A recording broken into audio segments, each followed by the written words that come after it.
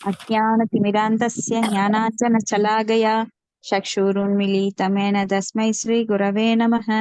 श्रीचैतन्यमनोभीष्टं स्थापितं येन भूतले स्वयं रूपगदामाह्यं ददाति स्वपदान्तिकं। वन्देऽहं श्रीगुरो श्रीयुतपदकमलं श्रीगुरून् वैष्णवां च श्रीरूपं साग्रजतं सगणरघुनाथान्वितं तं सजीवं सात्वैतं सावधूतं परिजनसहितं कृष्णचैतन्यदेवं श्रीराधाकृष्णपादान् सकलललिता श्रीविशाखान्वितांस। हे कृष्णा करुणा सिन्धो दीनबन्धो जगत्पते कोपेश कोऽभिः कान्द राधाकान्द नमोऽस्तुते। तप्तकाञ्चन गौराङ्गी राधा वृन्दावनेश्वरी वृषभानुसुते देवी प्रणमामि हरिप्रिये। वाञ्छाकल्पतरुभ्यश्च कृपा सिन्धुभ्यः च पतितानां पावनेभ्यो वैष्णवेभ्यो नमो नमः। श्रीकृष्ण चैतन्य प्रभु नित्यानंद श्री अद्वैत गदाधर श्रीवासादि गौरभक्त वृंदा। हरे कृष्ण कृष्ण कृष्ण हरे हरे, हरे राम राम राम हरे हरे। नारायणं नमस्कृत्यं नरं चैव नरोत्तमं देवीं सरस्वतीं व्यासं ततो जयमुदीरयेत्। नष्टप्रायेषु अभद्रेषु नित्यं भागवत सेवया भगवती उत्तमश्लोके भक्तिर्भवति नैष्टिकी। मुखं करोति वाचालं पुङ्गुं लङ्घायते गिरिं यत्कृपातमहं वन्दे गुरुं दीनतारिणं परमानन्दं माधवं श्रीचैतन्य ईश्वरम्। ॐ नमो भगवते वासुदेवाय। ॐ नमो भगवते वासुदेवाय। ॐ नमो भगवते वासुदेवाय। ஹரே கிருஷ்ணா. இன்னைக்கு காண்டம் 1 அத்தியாயம் 16 17 களி பெற்ற தண்டனையும் பரிசும் இல்ல பதம் 5 பார்க்க போறோம். கரெக்டுங்களா மாதாஜி?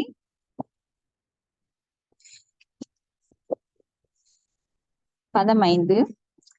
கஸ்துவம் மச்சரேன லோகே பலாத்தம் சே அபலான் பலி நரதேவோ அசீஷேவேஷண நடவத் கர்மனா த்விஜஹ.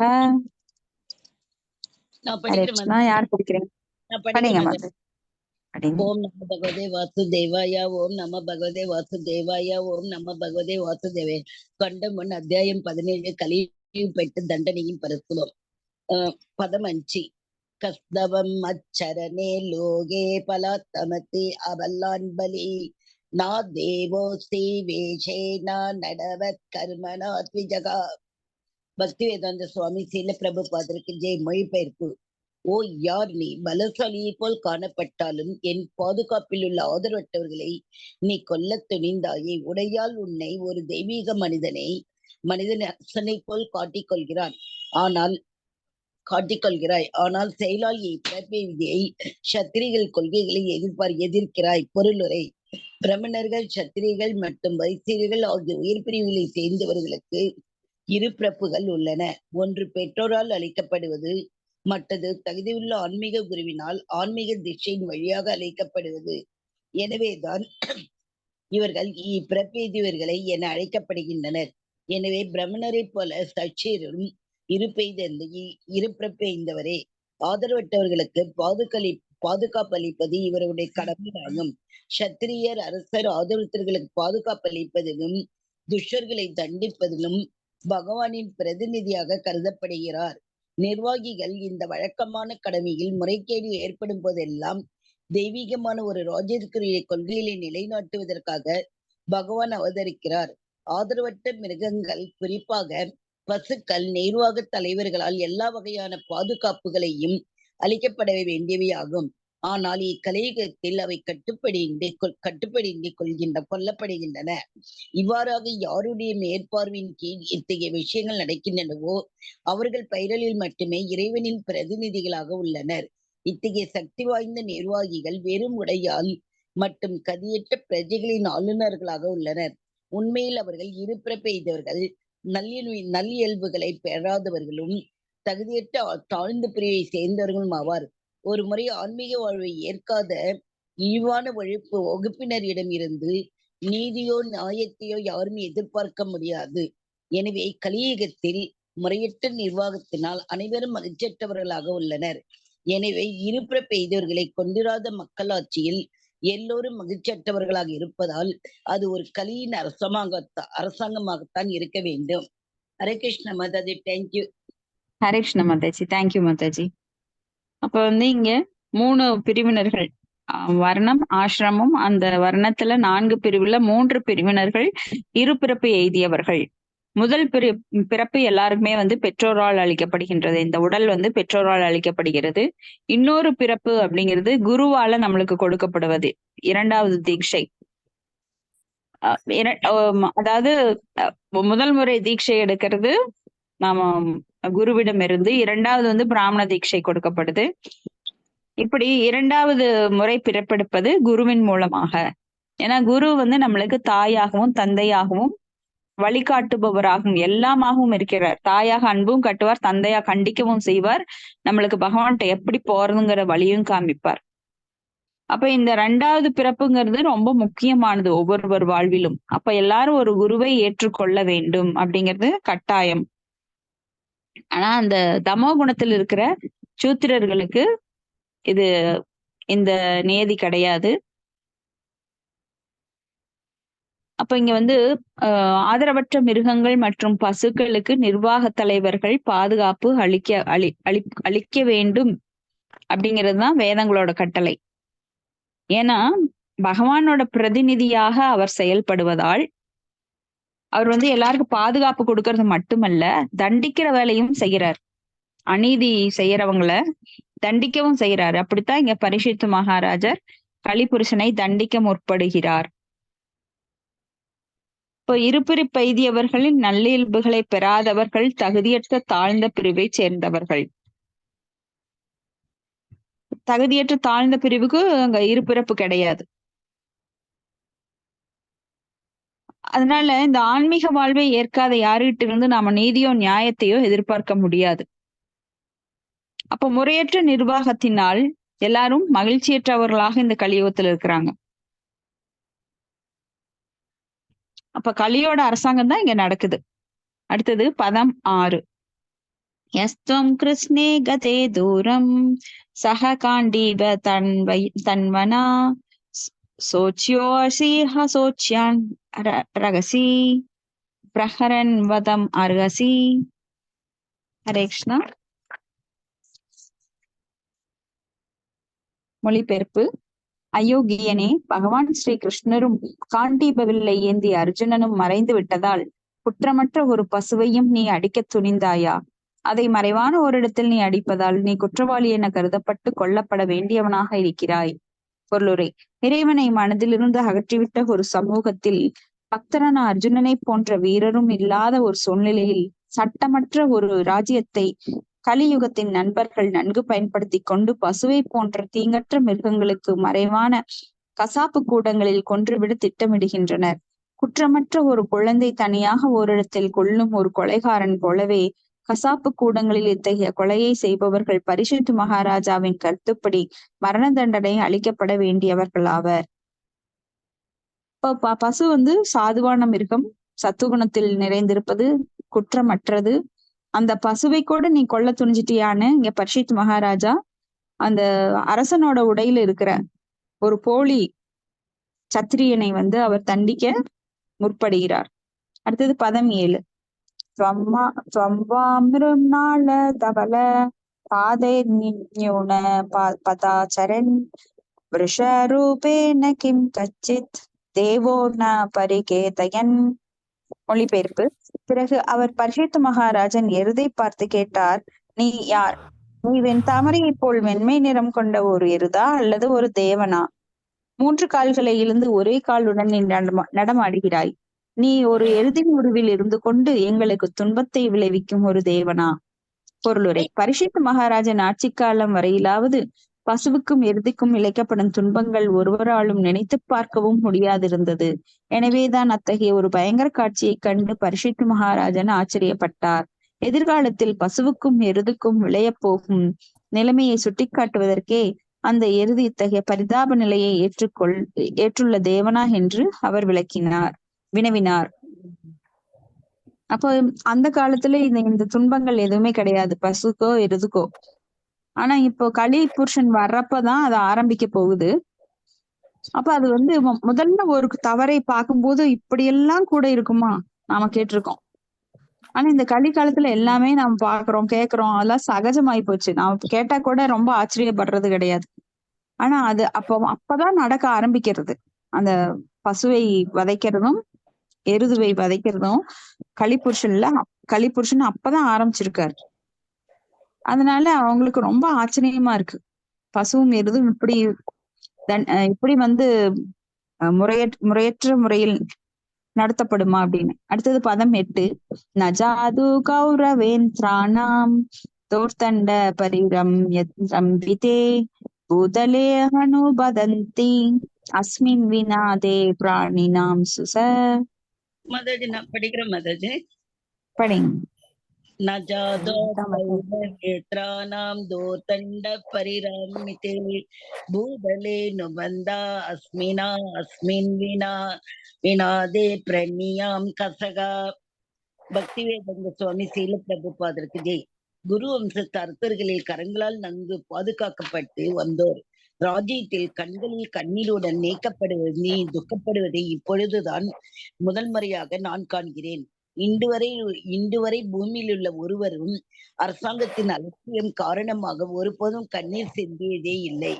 பொருளுரை: மனிதர்கள் மற்றும் மிருகங்களின் உயிர்களை காப்பதுதான் ஒரு அரசாங்கத்தின் முதலும் முக்கியமான பணியாகும். அரசாங்கம் மனிதர்களுக்கும் மிருகங்களுக்கும் இடையில் உயிரின் விஷயத்தில் வேற்றுமையை பாராட்டக்கூடாது. இக்கலியுகத்தில் அரசாங்கமே நிறுவுவதற்குரிய நவீனமான ஏற்பாடுகள் செய்வதை காண்பது என்று தூய ஆத்மா ஒருவருக்கு பயங்கரமான அனுபவமாகும். பட்சிட் மகாராஜன் எருதின் கண்களில் கண்ணீரை கண்டு வருந்தினார். மேலும் இதற்கு முன் நடக்காத இத்தகைய ஒரு சம்பவத்தை தமது நல்ல ராஜ்யத்தில் நடந்ததைக் கண்டு அவர் ஆச்சரியமும் அடைந்தார்.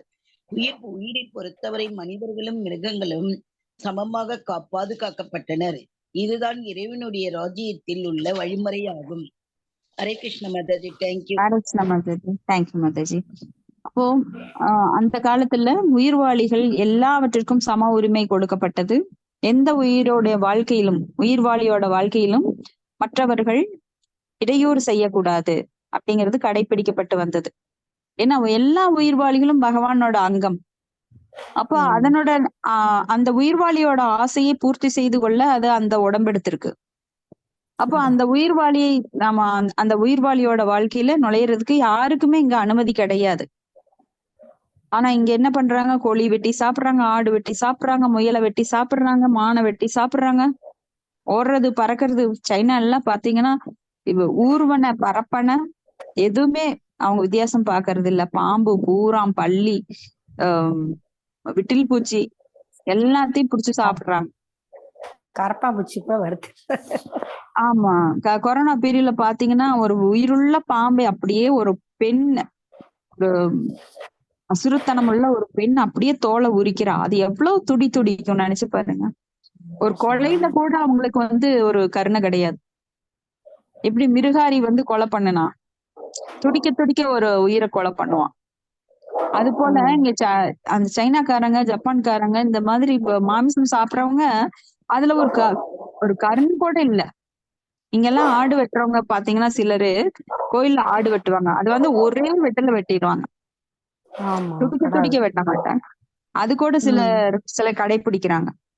அதுல கூட கொஞ்சம் கருணை இருக்கு. பெரிய ஒரு அக்கிரமத்துல கூட கொஞ்சம் கருணை காட்டுறாங்க. ஆக்சுவலா சாப்பிடவே கூடாது, மாமிசம் சாப்பிடவே கூடாது. மற்ற உயிர்கள் வாழ்க்கையில யாரும் அந்த பரிமாண வளர்ச்சியில யாரும் தடை பண்ணவே கூடாது. அடுத்தது பதம் 9.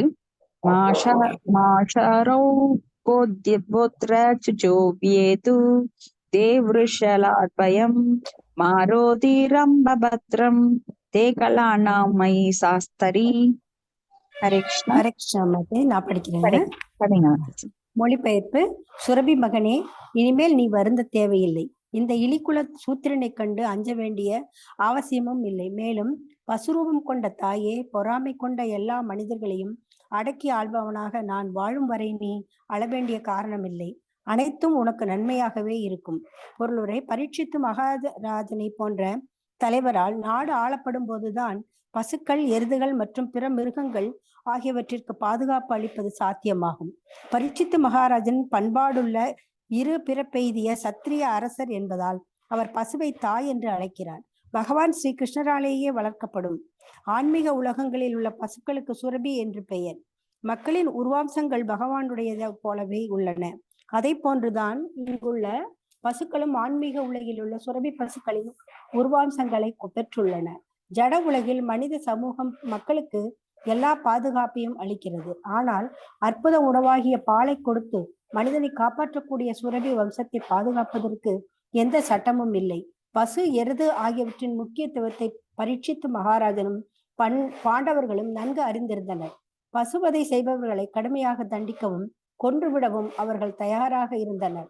பக்தர்களாக உள்ள தலைவர்களும் பொருத்தமான சட்டங்களும் இல்லாததால் பசுவிற்கும் எருதுவிற்கும் பாதுகாப்பு அளிக்கப்படுவதில்லை. மனித சமூகம் பசு மற்றும் எருதின் முக்கியத்துவத்தை உணர்ந்து முக்கியமான இம்மிருகங்களுக்கு முழு பாதுகாப்பு அளிக்க வேண்டும். இதனால் பசுக்களிடமும் பிராமணர்களிடமும் மிகவும் அன்பு கொண்டவரான பிராமண ஹிதாய பகவான் நிம்மதி நம்மிடம் திருப்தி அடைந்து நமக்கு உண்மையான அமைதியை அளிப்பார். ஹரே கிருஷ்ண மாதாஜி. ஹரே கிருஷ்ண மாதாஜி. அப்ப பகவானின் விருப்பத்திற்கேற்ப செயல்படுவது அப்படிங்கிறது சத்திரியர்களால் அந்த காலத்துல கடைபிடிக்கப்பட்டு வந்தது.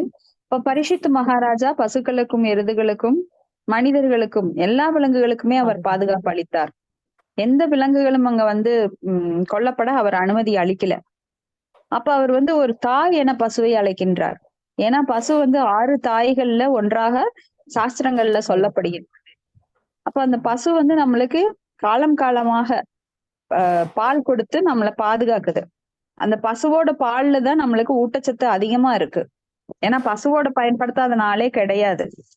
நாம எல்லாரும் அந்த பாலை உபயோகப்படுத்தி பல உணவுகளை நாம தயாரிக்கிறோம். அதன் மூலமாக நமக்கு புரதச்சத்து, நல்ல அந்த மென்மையான சத்துவகுண உணர்வு நம்மளுக்கு ஏற்படுகின்றது.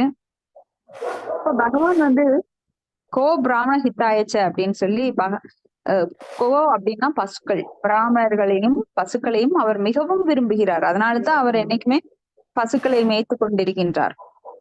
கோலோக பிருந்தாவனத்துல பசுக்கன்றுகளுடன் அவர் ஆனந்தமாக இருக்கின்றார். பிராமணர்களுடமும் பசுக்கன்றுகளிடமும். இப்ப பிராமணர்கள் பகவானோட மூளையாக செயல்படுறதுனாலையும் சத்துவகுணத்துல இருக்கிறதுனாலையும் பிறருக்கு நல் வழிகாட்டுவதாலையும் பிராமணர்கள் அவருக்கு ரொம்ப பிரியமானவங்க. ஏன்னா அவங்க உயர்ந்த நிலையில இருக்கிறாங்க உணர்வால. அது போல பசுக்கள் பகவானுக்கு ரொம்ப பிரியமானது. அப்ப அந்த பசுக்களை வதைக்கும் போது பகவான் தன்னை யார் தூற்றுகிறார்களோ அவர்களை விட தனக்கு பிரியமானவர்களை யார் துன்புறுத்துகிறார்களோ அவர்களை ரொம்பவே தண்டிக்கிறார். அதனால பசுக்கள் என்றும் பாதுகாக்கப்பட வேண்டிய மிருகம். பசுக்கள்ல உடம்புல பாத்தீங்கன்னா 33 தேவர்களும் அங்க குடியிருக்கிறாங்க. பசுவோட வால் பகுதியில சாணம் வெளிவருகின்ற இடத்துல மகாலட்சுமி குடியிருக்கிறாங்க. அப்ப பசுவோட சிறுநீர் அது நம்மளுக்கு ஒரு எதிர்ப்பு சக்தியை கொடுக்கின்றது. சாணம் எதிர்ப்பு சக்தியை கொடுக்கின்றது. அந்த சாஸ்திரங்கள்ல பாத்தீங்கன்னா மலத்தை தொட்டவன் உடனே குளிக்கணும். ஆனா சாணம் அதுக்கு விதிவிலக்கு. பசுவோட உடம்புல இருந்து வர்ற எல்லாமே புனிதமானது. பாலாகட்டும், பால்ல இருந்து வர்ற தயிர், தயிர்ல இருந்து வர்ற வெண்ணெய், வெண்ணெயில இருந்து வர வெண்ணெய், மோர் போன்ற பொருட்கள் அனைத்துமே நம்மளுக்கு சத்து மிக்கவை. அது மட்டுமல்ல அது சாப்பிடுற அந்த இடத்துல பசுக்கள் இருக்கிற இடத்துல வர்ற அந்த புழுதியானது நம்ம மேல பட்டா அவ்வளவு புனிதமானதான். பசுக்கள் போகும்போது அந்த காலில இருந்து வர்ற புழுதி நம்ம மேல பட்டா அவ்வளவு புனிதமானதான். அப்ப பசுக்கள் வசிக்கிற இடத்துல, அந்த மாடுகள் கட்டி வைக்கப்படுற இடத்துல நாம போய் ஒரு ஹரே கிருஷ்ண மந்திரம் சொன்னோம் அப்படின்னா அது பல மடங்கு நம்மளுக்கு பலனை தருமா. அப்ப பசுக்கள் இருக்கிற இடம் அப்படியே அந்த வைப்ரேஷன் ஆனது நம்மளுக்கு அவ்வளவு பவர்ஃபுல்லா கிடைக்கும். இத சயின்டிபிக்கா நிரூபிச்சிருக்கிறாங்க. ஒரு பசுவை நாம சுற்றி வரும்போது நம்மள உடம்புல இருக்கிற அந்த நெகட்டிவ் எனர்ஜி எல்லாம் அதை எடுத்துருது. அந்த பாசிட்டிவ் வைப்ரேஷன் நம்மளுக்கு கிடைக்குது. இது வாட்ஸ்அப்ல கொஞ்ச நாளைக்கு முன்னாடி போட்டிருந்தாங்க. யார் யார் பாத்தீங்கன்னு தெரியாது. அப்போ ஒரு பசுவை சுற்றி வரும்போது நம்மளுக்கு அவ்வளவு பவர் கிடைக்குது. நம்ம விஞ்ஞானி இல்ல, வெளிநாட்டு விஞ்ஞானி அத ப்ரூவ் பண்ணி நம்மளுக்கு காமிச்சிருக்காரு. அப்போ பசுக்கள் ரொம்ப புனிதமானது. பசுக்களை நாம ரொம்ப நல்லா பராமரிக்கணும். அடுத்தது பதங்கள் 10, 11. யஸ்ய ராஷ்டே பிரஜா சர்வாஸ் த்ரஸ்யந்தே சாத்வி அசாதுபி தஸ்ய மத்தஸ்ய நஸ்யந்தி கீர்த்திர்யாயுர்பகோ கதிஹி ஏஷ ராஜ்நாம் பரோ தர்மோ ஹியாதா ஆர்த்தானாமார்த்தி நிக்ரஹ அத ஏனம் வதிஷ்யாமி பூதத்ருகம் அசத்தமம். படிக்கிறேன் மாதாஜி. படிங்க மாதாஜி. மாதாஜி பிரணம்ஸ் மாதாஜி. பிரணாம். மொழிபெயர்ப்பு பொருளை வழங்கியவர் தெய்வ திரு ஆஷா பக்தி வேதாந்த சுவாமி சிர்லா பிரபாதகி ஜெய். தூய்மையான எருதே, ஓர் அரசனின் ராஜ்யத்தில் உள்ள உயிரினங்கள் அனைத்தும் துஷ்டர்களாக்கப்படும் போது அந்த அரசனின் நற்பெயர், ஆளுள் மற்றும் நற்பிறப்பு ஆகியவை மறைந்துவிடும். துன்பப்படுபவர்களின் துன்பங்களை தீர்ப்பதுதான் அரசனின் முக்கியமான கடமையாகும். எனவே பிற ஜீவராசிகளை இவன் துன்புறுத்துவதால் மிகவும் இழிவான இவனை நான் கொன்று விடுகிறேன். பொருளுரை: கிராமத்திலோ அல்லது நகரத்திலோ காட்டு மிருகங்களால் தொல்லை ஏற்படும் போது அவற்றை கொல்ல காவல் அதிகாரிகளும் பிறரும் நடவடிக்கை எடுக்கின்றனர். அதே போலவே திருடர்கள், கூட்டு கொள்ளைக்காரர்கள் மற்றும் கொலைக்காரர்கள் ஆகிய சமூக விரோதிகளை உடனே கொன்றுவிட வேண்டியது அரசாங்கத்தின் கடமையாகும். நாட்டில் உள்ள மிருகங்களும் நாட்டின் பிரஜைகளே என்பதால் மிருகங்களை கொள்பவர்களுக்கும் இதே தண்டனையை தான் அளிக்க வேண்டும். நாட்டில் பிறந்துள்ள ஜீவனுக்கு பிரஜை பெயர். பிரஜைகளில் மக்கள் மற்றும் மிருகங்கள் ஆகிய இருவருமே அடங்குவர். நாட்டில் பிறந்துள்ள எந்த ஜீவனுக்கும் அரசருடைய பாதுகாப்பின் கீழ் உயிர் வாழும் உரிமை உள்ளது. காட்டு மிருகங்களும் அரசரின் பிரஜைகளே என்பதால் வற்றிற்கும் உயிர் வாழ உரிமை உண்டு. எனவே வீட்டு மிருகங்களான பசுக்களையும் எருதுகளையும் பற்றி சொல்ல தேவையில்லை. பிற ஜீவராசிகளை பயமுறுத்தும் எந்த ஒரு ஜீவனும் மிகவும் இழிவான பிரஜையாவான். இத்தகைய துஷ்டனை அரசர் உடனே கொன்றுவிட வேண்டும். தொல்லை தரும் துஷ்ட மிருகம் உடனே கொல்லப்படுவதைப் போலவே காட்டு மிருகங்களையோ அல்லது பிற மிருகங்களையோ தேவையின்றி கொள்பவனை அல்லது பயமுறுத்துபவனை உடனே தண்டிக்க வேண்டும். எல்லா வடிவங்களில் உள்ள ஜீவராசிகள் அனைத்தும் பரமபுருஷனின் சட்டப்படி அவரது மகன்களே. எனவே இயற்கை சட்டங்களின் அனுமதி இருந்தால் அல்லாது வேறொரு மிருகத்தை கொல்லும் உரிமை யாருக்கும் கிடையாது. உயிர் வாழ்வதற்காக புலி ஒரு தாழ்ந்த மிருகத்தை கொள்ளலாம், ஆனால் உயிர் வாழ்வதற்காக ஒரு மனிதன் மிருகத்தை கொல்லக்கூடாது. இது இறைவனின் சட்டமாகும். ஒரு ஜீவன் மற்றொரு ஜீவனை உண்டு வாழியது என்ற சட்டத்தை உண்டாக்கியவரும் அவர்தான். இவ்வாறாக தாவர உணவு உண்பவர்களும் பிற ஜீவராசிகளை உண்டுதான் உயிர் வாழ்கின்றனர். எனவே பகவானால் விதிக்கப்பட்ட சட்டத்தின்படி ஒரு ஜீவராசி குறிப்பிட்ட ஜீவராசிகளை உண்டுதான் உயிர் வாழ வேண்டும். ஒருவன் தன் விருப்பம் போல் அல்லாமல் பகவானின் உத்தரவுப்படி வாழ வேண்டும் என்ற ஈஸ்வரன் கூறுகிறது. ஒரு மனிதனால் பகவானால் நியமிக்கப்பட்ட பல்வேறு தானியங்கள், பழங்கள் மற்றும் பால் ஆகியவற்றை உண்டு உயிர் வாழ முடியும். மிருக உணவிற்கு அவசியமே இல்லை.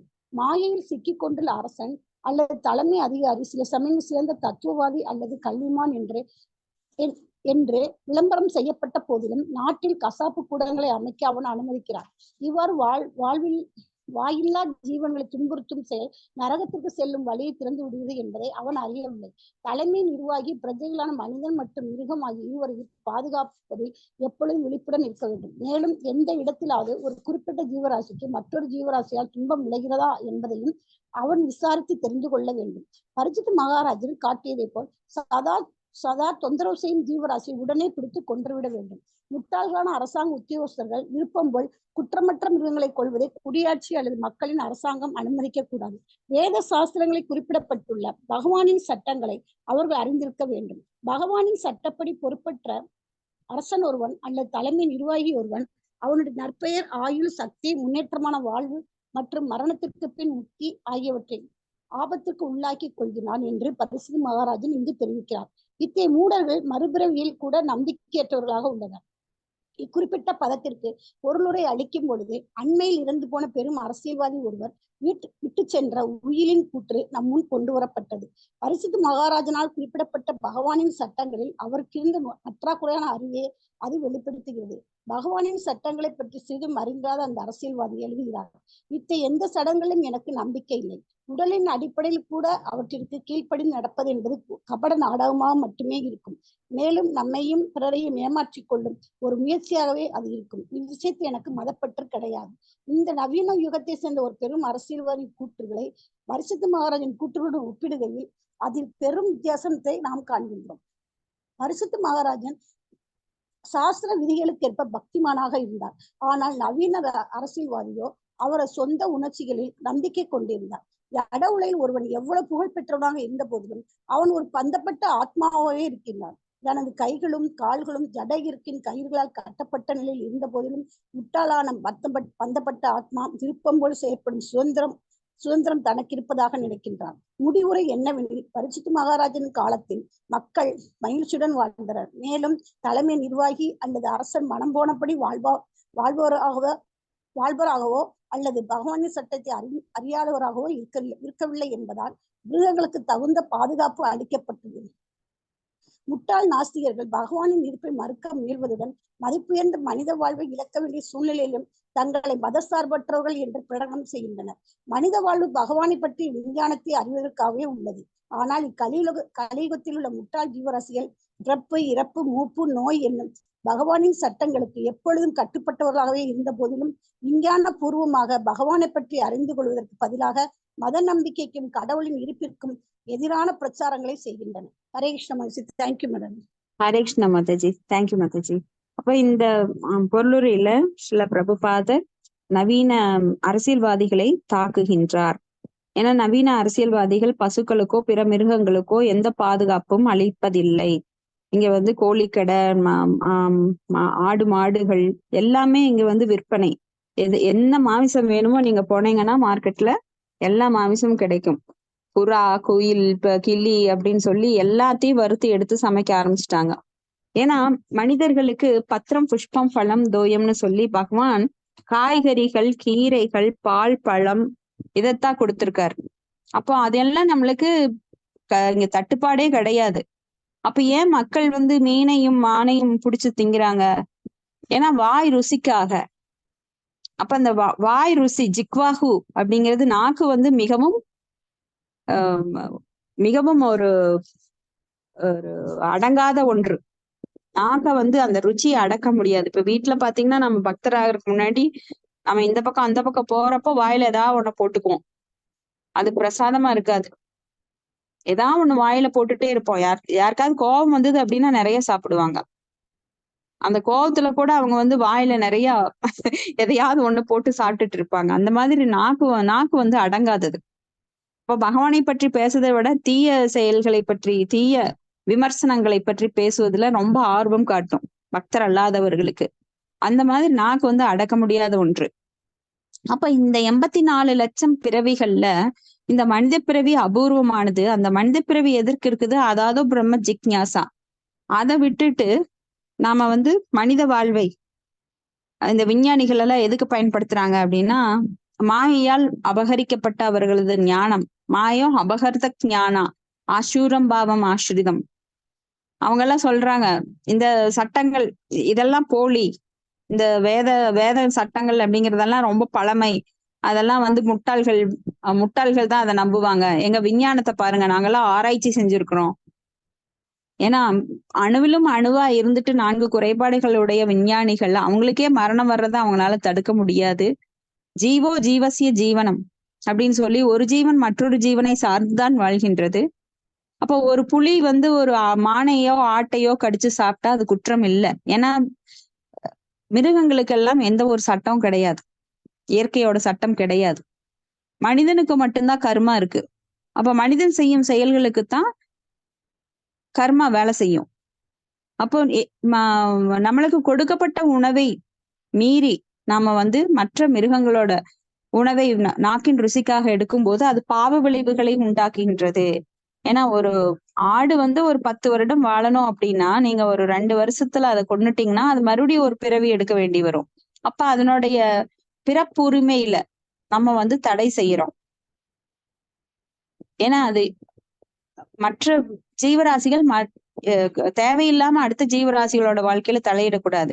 இப்போ ஒரு ஆடு பசிச்சதுன்னா புல்லை சாப்பிடும், ஒரு புலி பசிச்சதுன்னா ஆட்டை சாப்பிடும். ஆனா மனிதன் பசிச்சதுன்னா அவனுக்கு கீரை இருக்கு, தானியங்கள் இருக்கு, பழங்கள் இருக்கு, காய்கறிகள் இருக்கின்றது.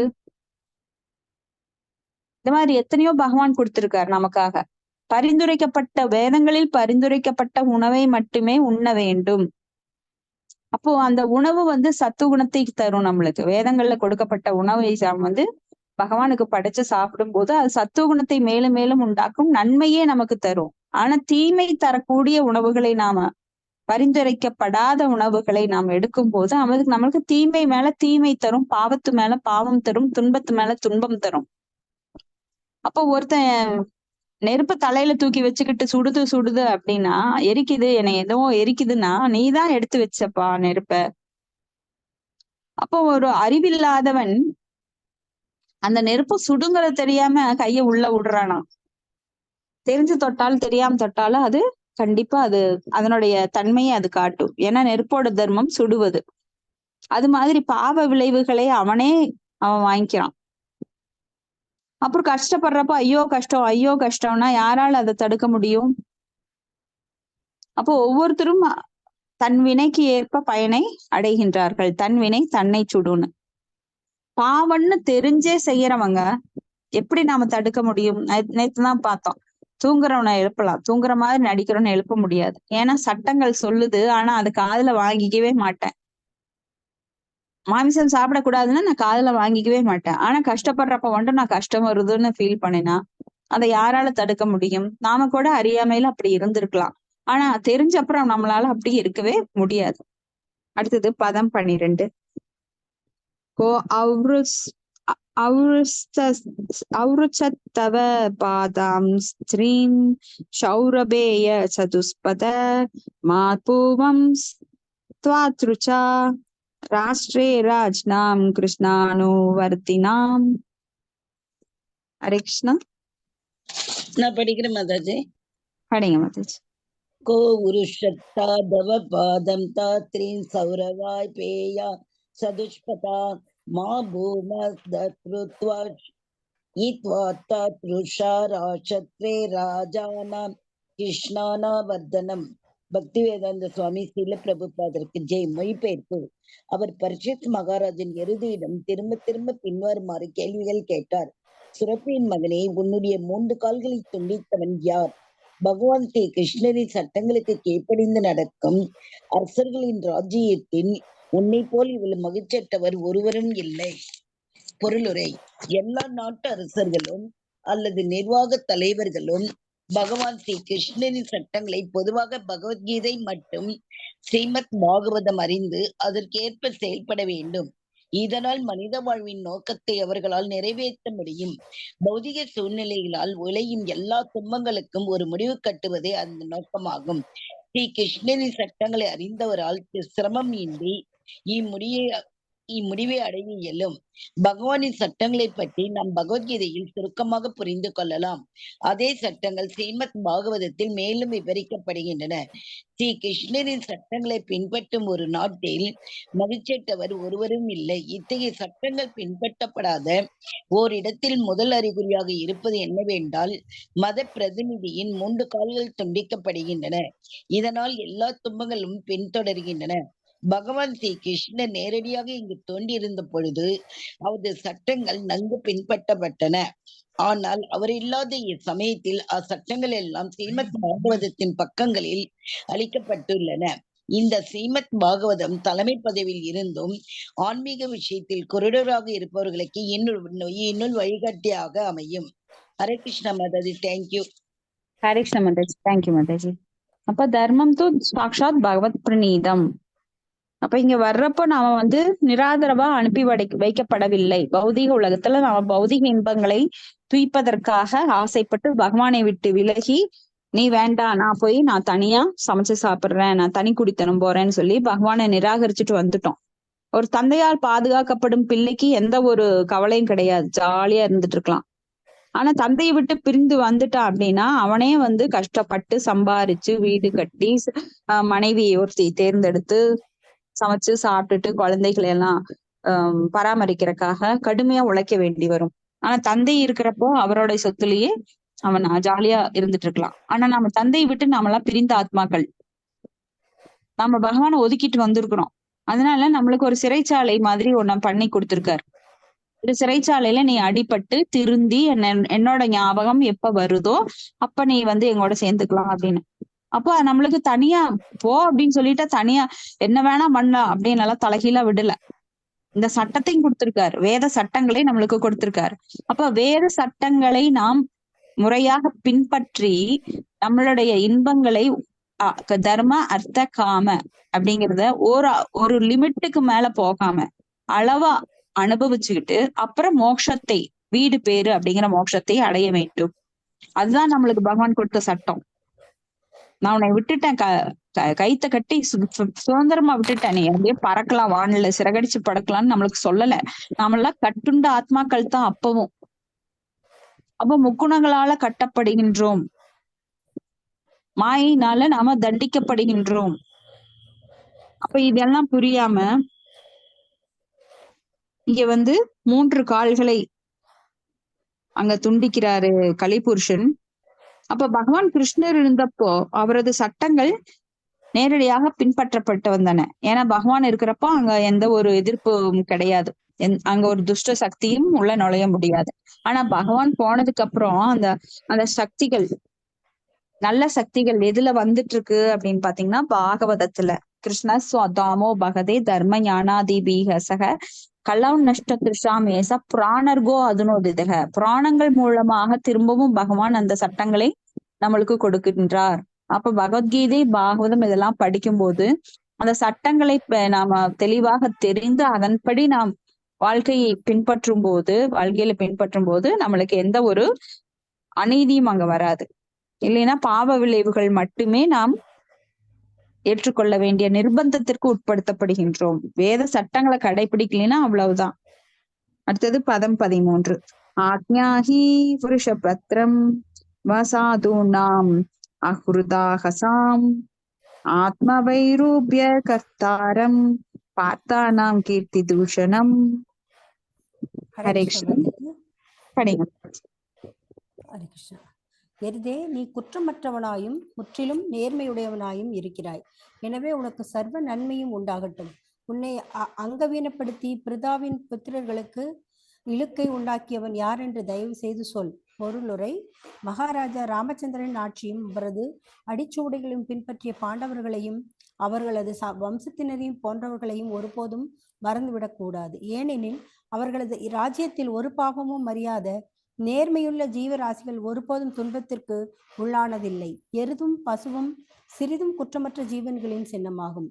ஏனெனில் இம்மிருகங்களின் சாணமும் ஜோசலமும் கோசலமும் கூட மனிதனின் சமூகத்தின் நன்மைக்காக பயன்படுத்தப்பட்டன. பரீட்சித்து மகாராஜனை போன்ற பக்தர்களின் வம்சத்தினர்கள் தங்களது நற்பெயரை இழக்க அஞ்சினர். ஆனால் இன்றைய தலைவர்கள் இத்தகைய குற்றமற்ற மிருகங்களை கொல்லவும் அஞ்சவில்லை. இதில் தான் முன்பிருந்த அரசர்களின் ஆட்சியும் பகவானின் சட்டங்களை அறியா பொறுப்பற்ற இன்றைய தலைவர்களின் ஆட்சியிலும் வேறுபாடு காணப்படுகிறது. ஹரே கிருஷ்ணா மாதாஜி. ஹரே கிருஷ்ணா மாதாஜி. அப்ப அந்த காலத்துக்கும் இந்த காலத்திற்கும் எவ்வளவு வித்தியாசம் நாம பாக்குறோம். அந்த காலத்துல எல்லாம் பசுக்களை தானமா கொடுத்தாங்க, பசுக்கள் வளர்ப்பதை பெருமையாக கருதினார்கள். ஒரு அரசன் எவ்வளவு பசுக்களை வைத்திருக்கிறானோ அந்த செல்வாக்கு அவ்வளவு செல்வாக்கு அவனுக்கு இருந்தது. ஆனா இந்த காலத்துல டோட்டல் ஆப்போசிட்டா இருக்குது. பசுக்கள் எருதுகள் வளர்ப்பதை விட அவங்க வந்து எல்லாம் இண்டஸ்ட்ரியலிஸ்ட் மயமா பார்க்கணும்னு விரும்புறாங்க. எங்க பாரு கோபுரங்களா இருக்கணும், எங்க பாரு மரத்தை எல்லாம் அழிச்சுக்கிட்டு காடுகளை எல்லாம் அழிச்சுட்டு நீர்வளங்களை எல்லாம் தூய்மை கேடான நிலையில வச்சுக்கிட்டு முன்னேற்றம் முன்னேற்றம் அப்படின்னு பேசிக்கிறாங்க. எதை முன்னேற்றம்னு பேசுறாங்க? இந்த கட்டடங்களை மட்டும்தான். உயிரற்ற கட்டடங்களையும் உயிரற்ற இயந்திரங்களையும் அவங்க வந்து ரொம்ப நம்புறாங்க. ஆனா எப்போ வந்து நம்மளுக்கு ரொம்ப எமர்ஜென்சி ஏற்படுதோ அந்த காலத்துல நம்ம எதை தேடுவோம்? வயிற்று பசிக்கு உணவைத்தான் தேடுவோம். தொழிற்சாலையில இருக்கிற ஆயுதங்களையோ இல்ல பீரங்கிகளையோ போய் சாப்பிட முடியாது. அப்ப தொழிற்சாலைகளை முன்னேற்ற வேண்டும் அப்படின்னு ரொம்ப தீவிரமா உள்ள பொருளாதார முன்னேற்றம் அப்படிங்கிற பெயர்ல மக்களை தவறாக வழிநடத்தி செல்லும் தலைவர்கள் தான் இன்னைக்கு இருக்கிறாங்க. அடிப்படை வந்து மறந்துட்டாங்க. விவசாயத்தையும் பசு பராமரிப்பையும் பிராமணர்களையும் பிராமண சமூகத்தையும் மறந்துட்டாங்க. பதம் 14. ஜனோ அநாகசி அகம் யுக்ஞன் சர்வதோ ஹஸ்ய சமத்பயம் சாதுனாம் பத்ரம் ஏவ ஸ்யாத் அசாது தமனே கிருதே. ஹரே கிருஷ்ணா. ஹரே கிருஷ்ணா மாதாஜி. நானே படிங்க. படிக்கிறேன். குற்றமற்ற ஜீவராசிகளுக்கு துன்பம் விளைவிப்பவன் யாராக உலகில் எந்த மூலையில் இருப்பவனாக இருந்தாலும் என்னை கண்டு அஞ்சத்தான் வேண்டும். நேர்மையற்ற துஷ்டர்களை அடக்குவதால் ஒருவர் தானாகவே குற்றமற்றவர்களுக்கு நன்மை செய்வராகிறார். பொருளுரை: அரசாங்க தலைவர்கள் கோழைகளாகவும் சக்தியற்றவர்களாகவும் இருப்பதால் நேர்மையற்ற துஷ்டர்கள் செழிப்படைந்துள்ளனர். ஆனால் எல்லா வகையான துஷ்டர்களையும் அடக்க அரசாங்க தலைவர்கள் போதுமான சக்தியை பெற்றிருக்கும் போது அவர்களால் நிச்சயமாக செழிப்படைய முடியாது. துஷ்டர்களை தண்டிக்கும் போது எல்லா நல்லதிஷ்டமும் தானாகவே தொடர்கிறது.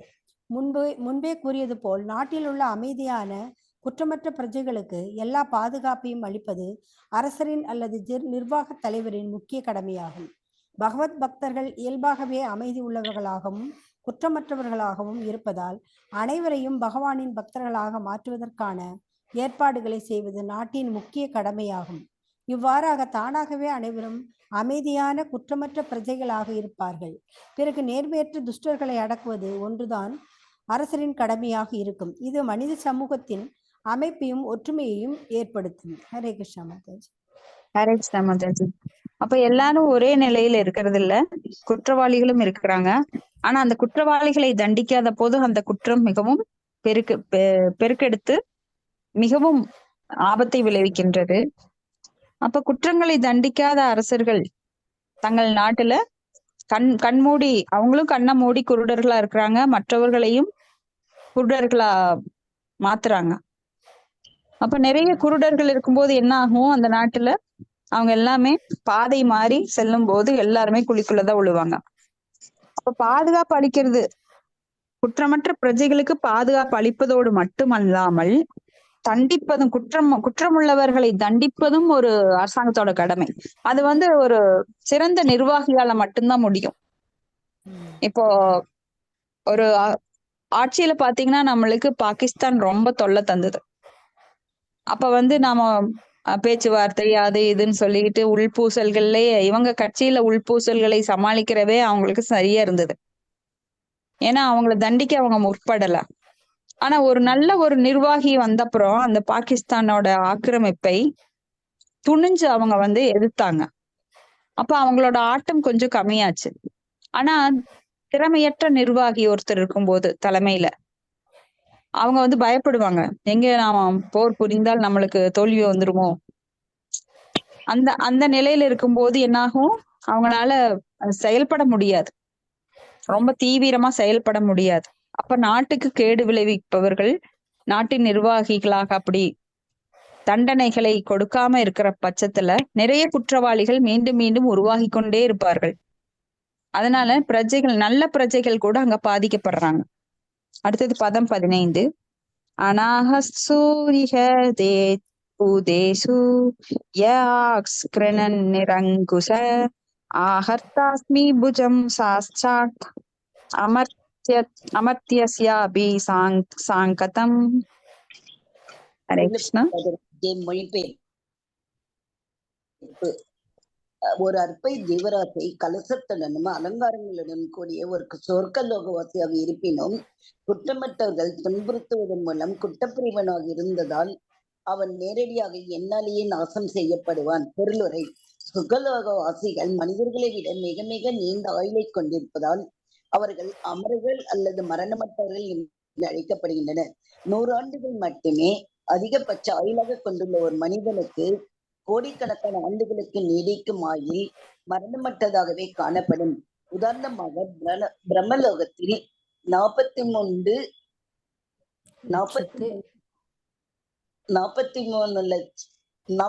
கோடி 20,000 சூரிய ஆண்டுகள். 43 லட்சம் மாதாஜி, 43,20,000 இன்டூ 1000 சூரிய ஆண்டுகள். பிரம்மலோகத்தில் 43,20,000 இன்டு 1000 100 ஆண்டுகள் ஒரு பகல் என்று கணக்கிடப்படுவதை நாம் பகவத்கீதையிலிருந்தே அறிகிறோம். அதே போலவே மற்றும் சுவர்க்கலோகங்களில் ஒரு நாள் இந்த பூமியில் 6 மாதங்கள் என கணக்கிடப்படுகிறது. அங்குள்ள வாசிகள் அவர்களது கணக்குப்படி 1 கோடி ஆண்டுகள் வாழ்கின்றனர். எனவே ஜடப்பிரபஞ்சத்தில் உள்ள ஒருவரும் உண்மையில் சிரஞ்சீவி அல்ல என்ற போதிலும் எல்லா உயிர்கிரகங்களில் வாழ்பவர்களின் ஆயுள் மனிதர்களின் ஆயுளை விட மிக மிக அதிகம் என்பதால் கற்பனையால் அவர்கள் சிரஞ்சீவிகள் என்று அழைக்கப்படுகின்றனர். அத்தகைய தேவலோக வாசிகள் குற்றமற்றவர்களை துன்புறுத்துவர்களானால் அவர்களையும் எதிர்ப்பேன் என்று பரிசித் மகாராஜன் கூறுகிறார். நாட்டு நிர்வாகி பரிசித் மகாராஜனை போல் சக்தி வாய்ந்தராக இருக்க வேண்டும் என்பதை இது குறிக்கிறது. இதனால் சக்தி வாய்ந்த குற்றவாளிகளையும் அவரால் நன்கு தண்டிக்க இயலும். இறைவனின் சட்டங்களை மீறுபவர்களை தண்டிக்கப்பட வேண்டும் என்பதை ஒரு நாட்டின் நிர்வாக தலைவருடைய கொள்கையாக இருக்க வேண்டும். ஹரே கிருஷ்ணா மாதாஜி. தேங்க்யூ மாதாஜி. அப்போ நீங்க வந்து அமரர்கள் அல்லது சிரஞ்சீவிகள் அப்படின்னு சொல்லப்படுறவங்க மேலுலக வாசிகள். ஏன்னா அங்க வந்து நம்ம பிரம்மாவோட ஆயுள் காலமே பார்த்திருக்கோம். பிரம்மா வந்து 100 ஆண்டுகள் தான். 100 ஆண்டுகள்னாலும் ஒரு நாள் என்பது அவருக்கு சதுர்யுகங்கள். அந்த ஆயுட்காலங்களை எல்லாம் சேர்த்து மறுபடியும் 1000ஆல் வரும்போது வருகின்ற ஒரு கல்பம் தான் அவருக்கு ஒரு பகல், இன்னொரு கல்பம் அவருக்கு ஒரு இரவு. அப்போ சொர்க்கலோக வாசிகளை பார்த்தோம் அப்படின்னா நம்மளோட 6 மாத காலம் அவங்களுக்கு ஒரு பகல், 6 மாத காலம் ஒரு இரவு. அப்ப நம்மளோட ஒரு வருடம் அப்படிங்கிறது அவங்களுக்கு ஒரு நாள். யாருக்கு? சொர்க்கலோக வாசிகளுக்கு. இப்படி மேல போக போக ஆயுட்காலம் அதிகரிக்கின்றது. அதனால் அவர்கள் அமரர்கள் அல்லது சிரஞ்சீவிகள் அப்படின்னு சொல்லப்படுறாங்க. ஆனா அப்படிப்பட்ட தேவலோகவாசிகளோ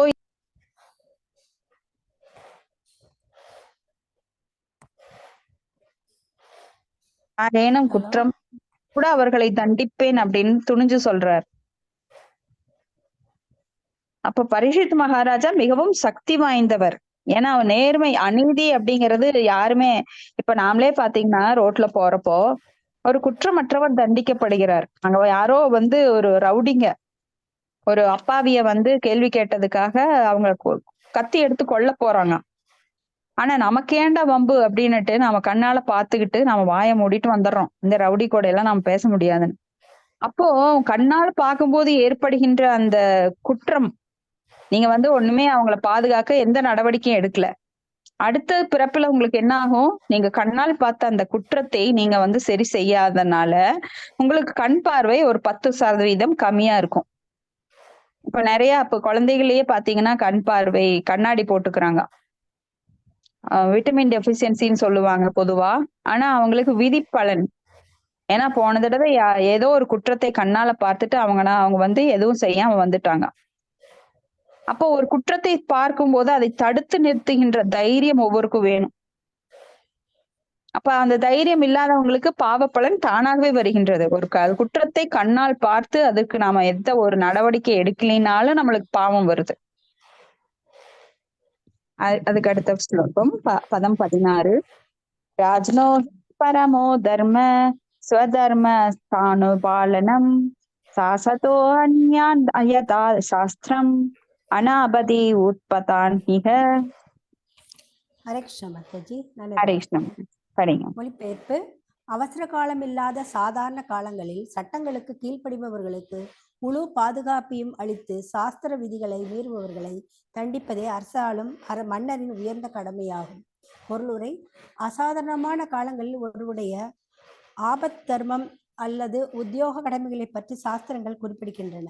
பெரும் முனிவரான விஸ்வாமித்திரர் அசாதாரணமான ஆபத்து நிறைந்த சூழ்நிலையில் நாய்களின் மாமிசத்தை உண்டு வாழ வேண்டியிருந்தது என்று கூறப்படுகிறது. ஆபத்து அவசர காலங்களில் எந்த வகையான மிருகத்தின் மாமிசத்தையும் ஒருவர் உண்டு வாழலாம். ஆனால் மாமிசம் உண்பவர்களுக்காக எப்பொழுதும் செய்யப்படும் கசாப்பு கூடங்களை உருவாக்க வேண்டும் என்பதோ அரசாங்கத்தால் இம்முறை ஆதரிக்கப்பட வேண்டும் என்பதோ இதன் பொருள் அல்ல. ஒருவன் சாதாரண காலங்களில் நாயை திருப்திப்படுத்துவதற்காக மாமிசத்தை உண்டு உயிர் வாழ முயற்சிக்க கூடாது.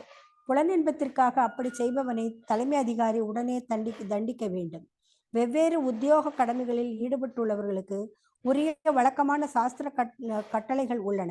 அவற்றை பின்பற்றுபவர்கள் ஸ்வதர்மஸ்ய அல்லது தங்களது கடமைகளை உண்மையாக நடந்து கொள்பவர்கள் என்று அழைக்கப்படுகின்றனர். ஒருவனது விதிக்கப்பட்ட உத்தியோக கடமை எப்பொழுதும் குறையற்று இருப்பதில்லை என்றாலும் அதை அவன் கைவிடக்கூடாது என்று பகவத்கீதை 18.48 அறிவுறுத்துகிறது. அத்தகைய ஸ்வதர்மத்தை ஒருவன் ஆபத்து அவசர காலங்களில் மீறலாம். ஆனால் சாதாரண காலங்களில் அதை ஒருவன் மீறவே கூடாது. ஆட்சி குழு தலைவர் ஸ்வதர்மத்தை பின்பற்றுபவர்களுக்கு முழு பாதுகாப்பையும் அத்தகைய ஸ்வதர்மம் மாற்றப்பட்டு விடாதவாறு பார்த்து கொள்பவராகவும் இருக்க வேண்டும். விதியை மீறுபவன் சாஸ்திரத்திற்கேற்ப தண்டிக்கப்பட வேண்டியவனாவான். மேலும் சாஸ்திர விதிகளுக்கேற்ப அனைவரும் அவரவர் உத்தியோக கடமைகளை நன்கு பின்பற்றுகிறார்களா என்பதை கவனித்துக் கொள்ள வேண்டியதும் அரசரின் கடமையாகும். ஹரே கிருஷ்ணா மாதாஜி. ஹரே கிருஷ்ணா மாதாஜி. தேங்க்யூ மாதாஜி. அப்ப இங்க ஸ்வதர்மம் அப்படிங்கிற ஒண்ணு இருக்கு. அதே போல ஆபத் தர்மம் அப்படிங்கிறது ஒண்ணு இருக்கு. ஆபத் தர்மம் அப்படின்னா என்ன? ஆபத்து காலங்களில் இப்ப ஒரு புலி நம்ம கடிக்க வருது, ஆனா எந்த மிருகத்திற்கும் இடையூறு பண்ணக்கூடாது. இப்ப ஒரு யானை தெருவுல மதம் பிடிச்சிருச்சு, மக்களை அது போட்டு மிதிச்சு கொள்ளுது அப்படிங்கிறப்போ ஒரு அரசாங்க அதிகாரி உடனே அதை சுட்டு கொள்ளலாம் அப்படின்னு ஆர்டர் கொடுக்கலாம். ஆனா சும்மா வர யானைய நீ காட்டுக்குள்ள இருக்காம ஏன் நாட்டுக்குள்ள வரேன்னு சொல்லி சுட்டுக்கொள்ள அனுமதி கொடுக்க கூடாது. அப்ப ஒரு புலி காட்டுல இருந்து தப்பி நாட்டுக்குள்ள மக்களை துன்புறுத்துது அப்படின்னா அதை சுட்டு கொள்ளலாம். ஆனா வேணுனே போய் ஒரு யானை தந்தத்துக்காகவோ புலி தோலுக்காகவோ ஒருவன் காட்டுக்குள்ள போய் வேட்டையாடினான் என்றால் அவனை கண்டிப்பா அரசாங்கம் தண்டிக்கணும். இப்ப இந்த தர்மங்கள் சூழ்நிலைக்கேற்ப மாறுபடுது. காலம், இடம், பொருள் இது எல்லாம் கருத்தில் கொண்டு அத ஒரு நிர்வாகி அத சமயோகிதமா அந்த நீதியை தரணும்.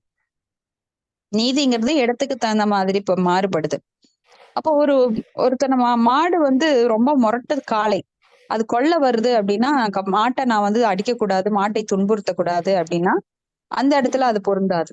அப்ப அவன் ஒரு தடி அடிச்சு அதை அடிச்சு அதை வேற பக்கம் திசை திருப்பணும். இல்ல அதையும் மீறி அது பல பேரை கொன்னுட்டு இருக்கு அப்படின்னா அதை வெட்டி கொன்னுடணும்.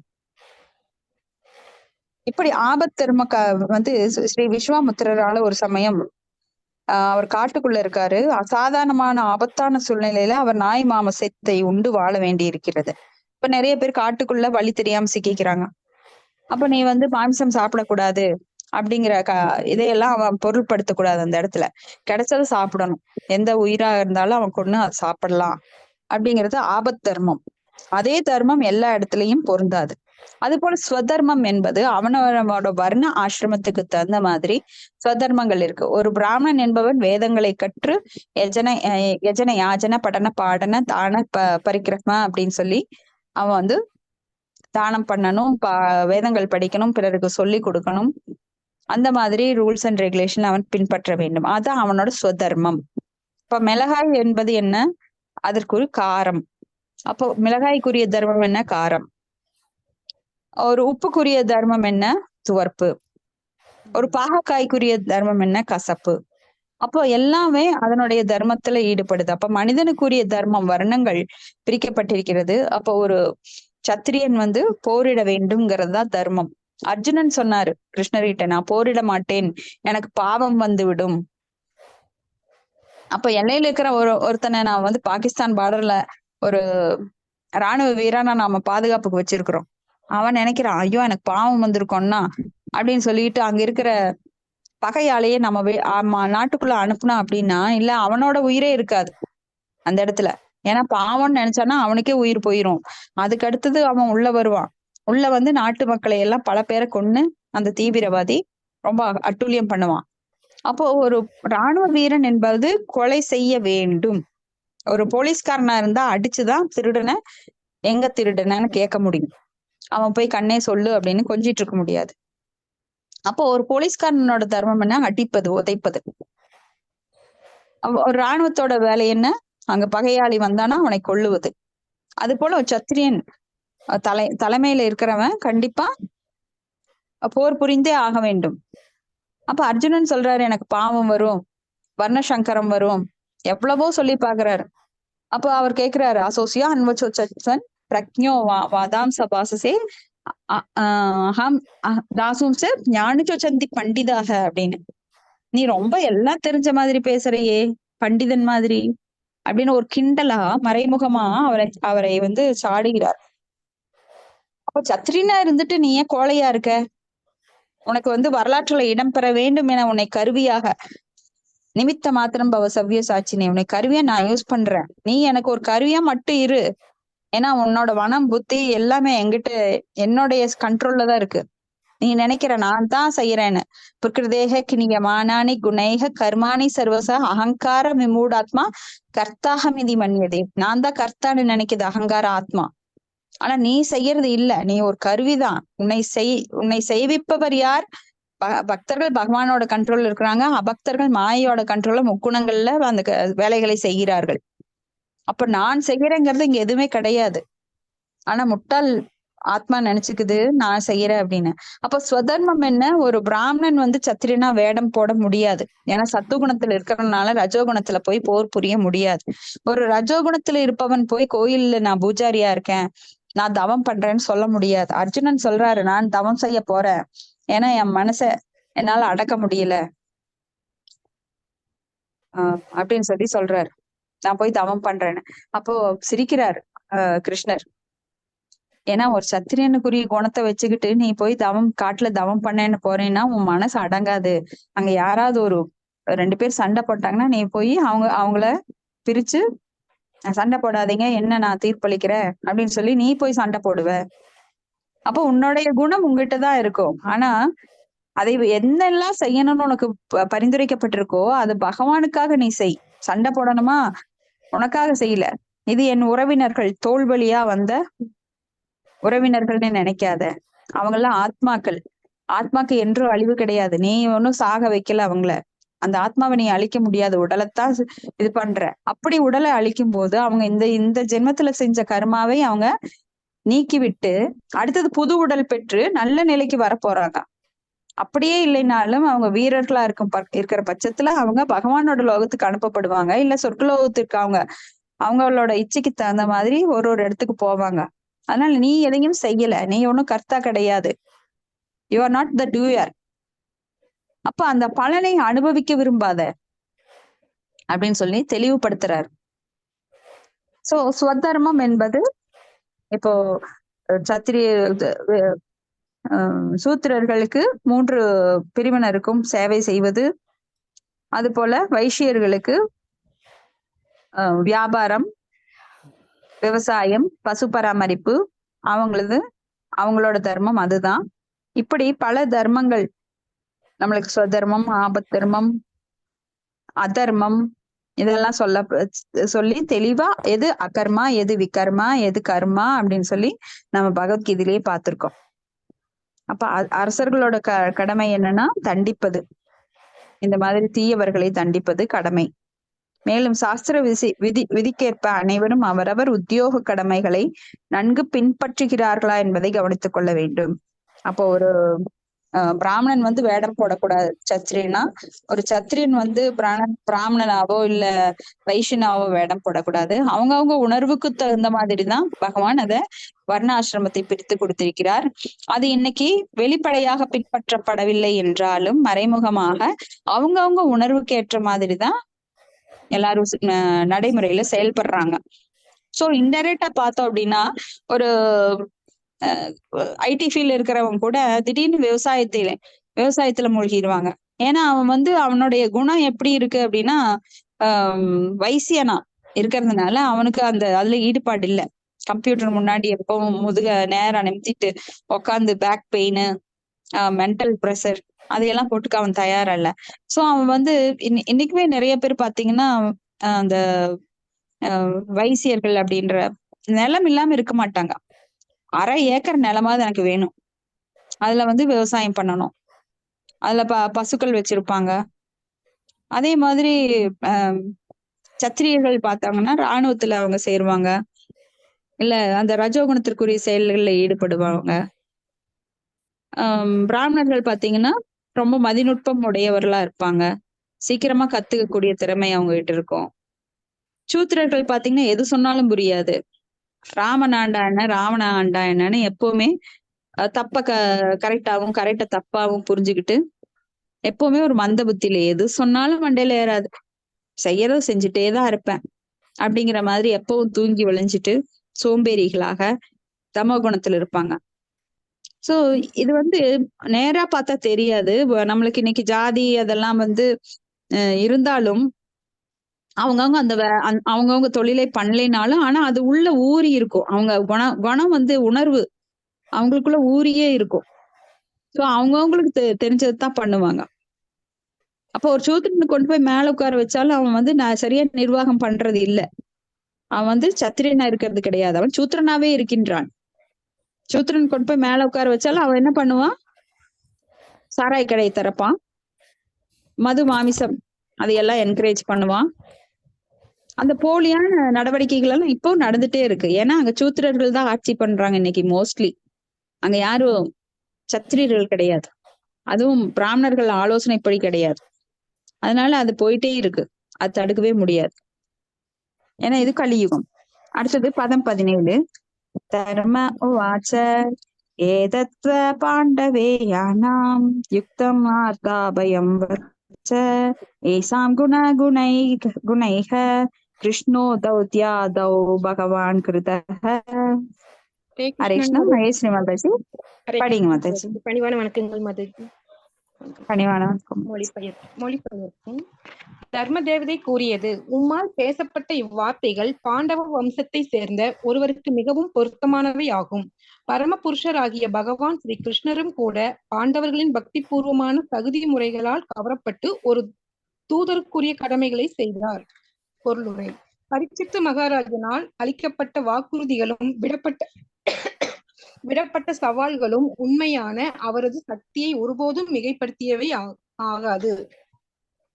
மத கொள்கைகளை மீறுபவர்கள் ஸ்வர்கலோகவாசிகளாக இருந்தாலும் அவர்களாலும் தமது கண்டிப்பான ஆட்சி முறையிலிருந்து தப்ப முடியாதென்று பரீட்சித்து மகாராஜன் கூறினார். பகவானின் பக்தர் ஒருவர் பகவானுக்கு இணையாக சக்தியுடையவராகவும் இருக்கிறார் என்பதால் அவர் பொய்யான தற்பெருமை கொண்டவராக இருக்கவில்லை. மேலும் ஒரு பக்தரால் அளிக்கப்படும் வாக்குறுதி நிறைவேற்றுவதற்கு மிகவும் கடினமானது என்றாலும் பகவானின் கருணையினால் அது நன்கு நிறைவேற்றப்படுகிறது. பாண்டவர்கள் தங்களுடைய தூய பக்தி தொண்டினாலும் பூர்ண சரணாகதியாலும் பகவானையே தங்களது சாரதியாகவும் சில சமயங்களில் தூதுவராகவும் செயல்பட செய்தனர். பகவானுக்கு அன்புடன் தொண்டாற்றுவதை தவிர வேறெந்த செயலிலும் ஈடுபடாத தமது தூய பக்தர்களுக்கு தொண்டு செய்ய பகவான் விரும்புகிறார். எனவே தமது பக்தர்களுக்காக பகவானால் நிறைவேற்றப்படும் இத்தகைய கடமைகள் அவரை எப்பொழுதும் இன்பத்தில் ஆழ்த்துவனவாக உள்ளன.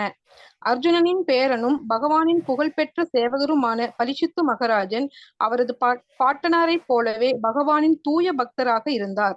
எனவேதான் பகவான் எப்பொழுதும் அவருடனேயே இருந்தார். தன் தாயின் கருப்பையில் உதவியற்ற நிலையில் இருந்த பொழுது அஸ்வத்தாமனின் பிரம்மாஸ்திரத்தால் தாக்கப்பட்ட சமயத்திலிருந்தே பகவான் அவருடனேயே இருந்து வந்தார். பக்தர் ஒருவர் எப்பொழுதும் பகவானின் பாதுகாப்பிலேயே இருக்கிறார் என்பதால் பரீட்சித்து மகாராஜன் பாதுகாப்பு அளிப்பதாக வாக்களித்தது ஒருபோதும் அர்த்தமற்றது ஆகிவிடாது. உண்மையை ஏற்றுக்கொண்ட தர்ம தேவதை அரசரின் உயர்ந்த நிலைக்கேற்ப அவர் அளித்த வாக்குறுதிக்காக அவருக்கு நன்றி கூறியது. ஹரே கிருஷ்ணாங்க மாதாஜி. தேங்க்யூ மாதாஜி. தேங்க்யூ மாதாஜி. இங்க வந்து பரீட்சித்து மகாராஜா ஒரு சாதாரணமானவர் கிடையாது. அவர் பாண்டவர்களுடைய பேரன். அதனால அவர் பிறந்தப்பவே ஜோதிடர்கள் வந்து இவர் எப்படி தர்மவானாக இருப்பார், தன்னோட தாத்தா மாதிரியே வீரராகவும் அவர் வந்து வீர மரணம் அடைபவராகவும் இருப்பார். கடைசியில அவரோட மரணம் 7 நாட்கள்ல நிர்ணயிக்கப்பட்டு அவர் பாகவதத்தையே வெளியிடுற அளவுக்கு அவர் ஒரு பகவானால் போற்றப்படும் ஒரு பெரும் பக்தராக இருப்பார். ஏன்னா பாகவதம் நம்மளுக்கு எப்படி கிடைச்சிருக்கு அப்படின்னா பரீட்சித்து மகாராஜானாலதான் நம்மளுக்கு கிடைச்சிருக்கு. பரீட்சித்து மகாராஜா இந்த மாதிரி 7 நாட்கள்ல மரணம் அடையணும், ஒரு முனிவரோட மகனால, சமீக மகரிஷியோட மகன் ஸ்ருங்கினால அவர் சாபம் கொடுக்கப்பட்டு தக்ஷகன் என்கின்ற பாம்பு, அந்த காலத்துல பாம்பு எல்லாம் பறக்கக்கூடிய திறமை கொண்டது. இந்த காலத்துல இறக்கை இல்ல கலியுகத்துல, ஆனா அந்த காலத்துல பாம்புகளுக்கு இறக்கை இருந்துதான். அப்ப அந்த பாம்பு வந்து அதை கடிச்சு இவர் 7 நாட்கள்ல இறந்துருவான்னு சொன்னப்போ அவர் வந்து இந்த 7 நாட்கள்ல நான் எப்படி என்னுடைய ஆத்மாவுக்கு விடுதலை அளிக்க முடியும்? 7 நாட்கள்னு சொன்னா நாம உடனே என்ன பண்ணுவோம், எங்கெங்க போலாம், என்னென்ன பணத்தை எல்லாம் யாராருக்கு கொடுக்கலாம், யாருக்கு சொத்து எழுதி வைக்கலாம் அப்படின்னு ஒரே குழப்பமா இருக்கும் நம்மளுக்கு. 7 நாள்ல நாம எல்லா அட்டூழியங்களையும் பண்ண ஆரம்பிச்சிடுவோம். ஆனா பரிசுத்த மகாராஜா ஒரு தூய பக்தர் அப்படிங்கிறதுனால எப்படியும் பகவான் லோகத்துக்கு என்னால போக முடியும், பகவானை பற்றி அந்த 7 நாட்களை இடைவிடாது நினைக்க முடியும் அப்படின்னு சொல்லி அவர் உறங்கவில்லை, அவர் உணவு உண்ணவில்லை, நீர் அருந்தவில்லை. ஒரே ஒரு கோவணத்தை மட்டும் கட்டிக்கிட்டு அவர் வந்து வனப்பிரஸ்தம் நோக்கி வனத்தை நோக்கி வருகிறார். அவருடைய பேரதிர்ஷ்டம், பகவானோட கருணை, சுகதேவ கோஸ்வாமியை பார்க்கின்றார். சுகதேவ கோஸ்வாமியின் வாயிலிருந்து இந்த பாகவதம் எனும் அமிர்தத்தை அவர் காதுகள் வழியாக அந்த அமிர்தத்தை இதயத்துக்குள்ள பாய்ச்சுறாரு. அப்ப கடைசியில பாம்பு கூட கடிக்காம 7 நாட்கள்ல அவர் மரணம் அடைஞ்சிடுறாரு. அப்ப பேரளவுக்கு வந்து அந்த பாம்பு கடிக்கிற மாதிரி கடிச்சிட்டு போயிடுச்சு. ஆனா அதுக்கு முன்னாடியே அவர் தூய பக்தர்ங்கிறதுனால பகவான்கிட்ட தன்னுடைய ஆத்மாவை கொண்டு போயிடுறார். அப்ப தன்னுடைய ஆத்ம விடுதலைக்காக ஒவ்வொருவரும் தனிப்பட்ட முறையில நாம போராடியே தீர வேண்டும். நம்ம வந்து உண்பது, உறங்குவது, உடலுறவு கொள்ளுவது, பாதுகாத்து கொள்ளுவது மிருகங்களோட வேலை. ஆனா மனிதனாகப்பட்டவன் ஆத்ம தத்துவத்தை அறிந்து இந்த ஆத்மாவை விடுவிக்க கூடிய திறன் இல்லை அப்படின்னா அவன் ஆத்மகா, ஆத்மாவை கொள்ளுபவன் ஆகின்றான். யாராவது நம்மளை நாமளே கொண்டுக்குவோமா? கழுத்தை நெரிச்சு இல்ல தீ வச்சு நம்மளை நாமளே கொண்டுக்குவோமா? அசுரர்கள் தான் அப்படி பண்ணுவாங்க. ஆனா நம்ம ஆத்மாவை விடுவிக்க கூடிய நிலையில நாம வந்து இந்த பாகவத்தை நல்லா நாம முறையாக யூஸ் பண்ணிக்கணும். அப்ப இந்த பரிசுத்த மகாராஜா அருமையெல்லாம் தெரிஞ்சு தர்ம தேவதை இவர் கண்டிப்பா நம்மளுக்கு ஆதரவளிப்பார் அப்படின்னு சொல்லி அவருக்கு நன்றி கூறுகிறது. இதோட நாம நிறுத்திக்கலாம். இதுல ஏதாவது சந்தேகம் இல்ல உங்களோட கருத்துக்கள் இருந்தா நீங்க சொல்லலாம்.